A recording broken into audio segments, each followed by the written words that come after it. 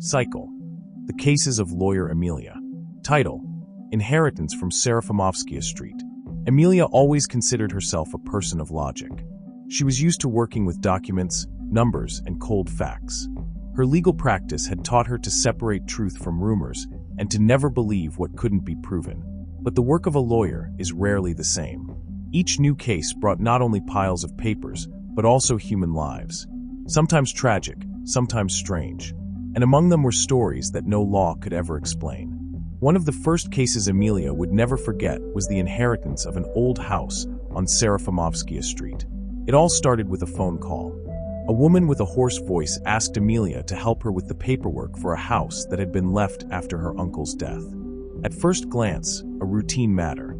Gather the documents, confirm the will, and process the transfer of property. But when Emilia met her client, she noticed how unusually frightened the woman looked.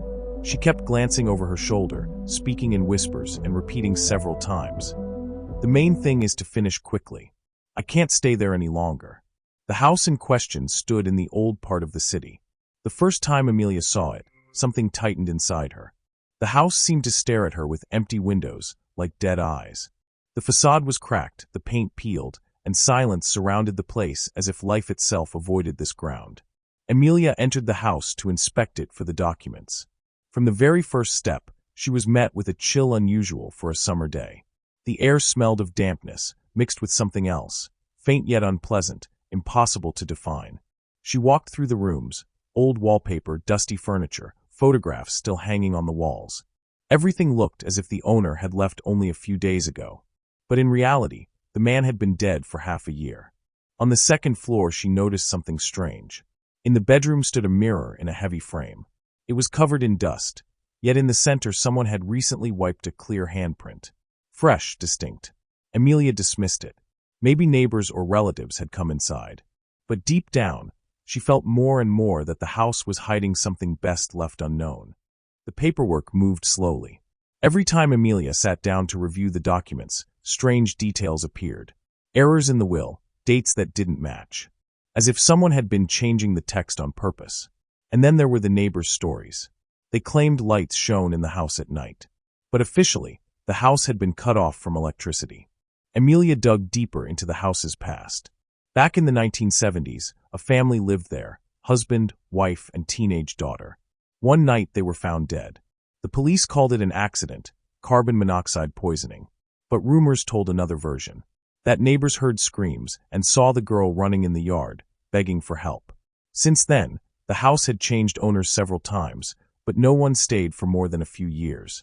People fell ill, went insane, or fled without explanation.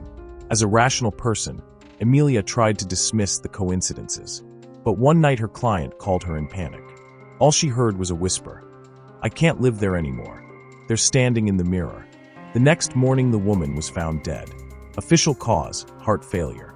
But Emilia could not forget her last words. She returned to the house to collect the remaining documents. The mirror in the bedroom looked different. No dust at all, its surface was perfectly clean. And when Emilia came closer, she noticed that the reflection of the room didn't match reality. In the mirror, behind her, stood a family, man, woman, and a girl.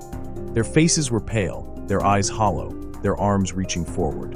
Emilia spun around, nothing. But when she looked back at the mirror, they were still there. Closer now.